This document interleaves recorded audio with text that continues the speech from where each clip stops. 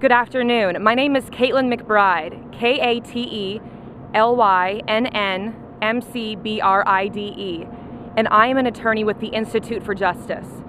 The Institute for Justice is a libertarian public interest law firm who advocates for economic liberty in cases across the country.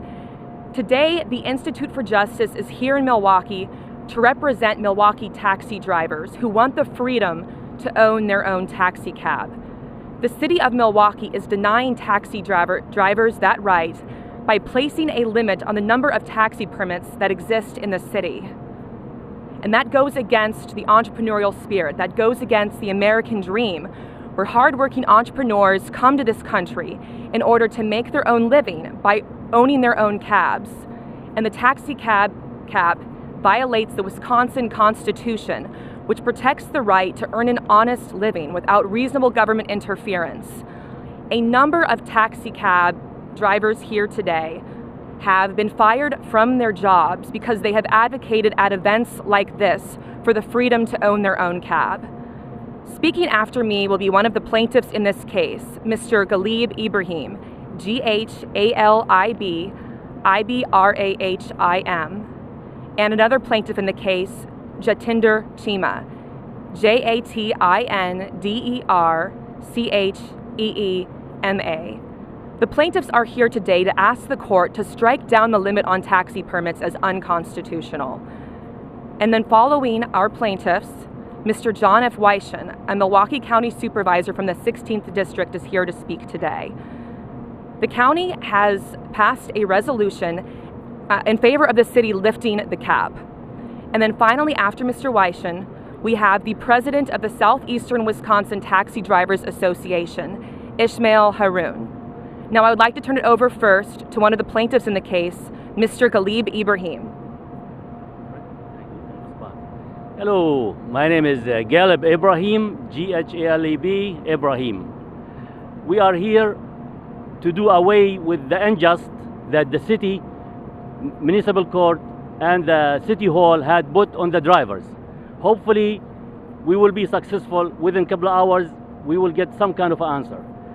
The other thing is, the city does need taxis, and if the city would lift the cab, that would help the customers, will help the driver, and will help everybody in the city.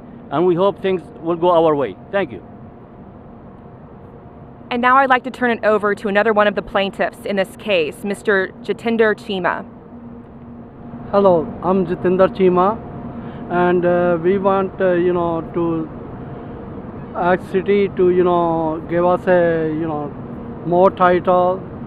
It's very difficult, when weekends and everybody is looking for taxis. There is no taxi night time.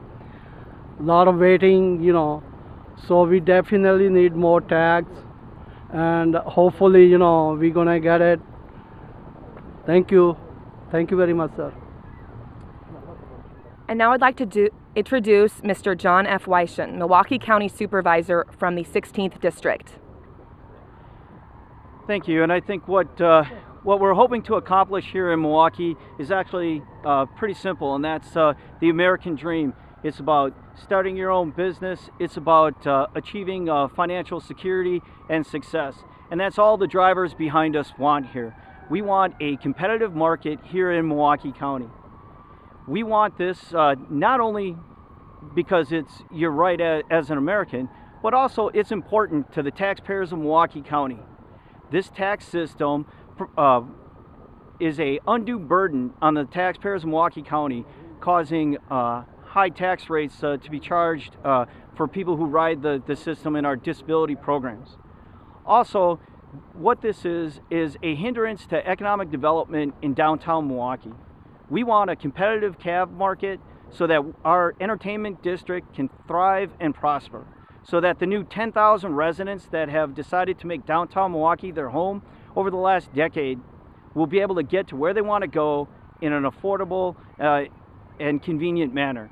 So we're going to be successful in this, and we look forward to a competitive market here in Milwaukee County. Thank you.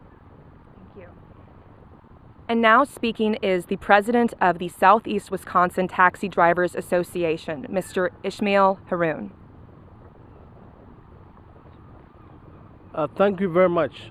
We are here today on behalf of taxi drivers in the city of Milwaukee, in the county. We have actually organized it in a way that is beneficial to the public city of Milwaukee. We have actually done a lot of work in bringing all these drivers together to kind of build a good relationship between the public and the city and the drivers.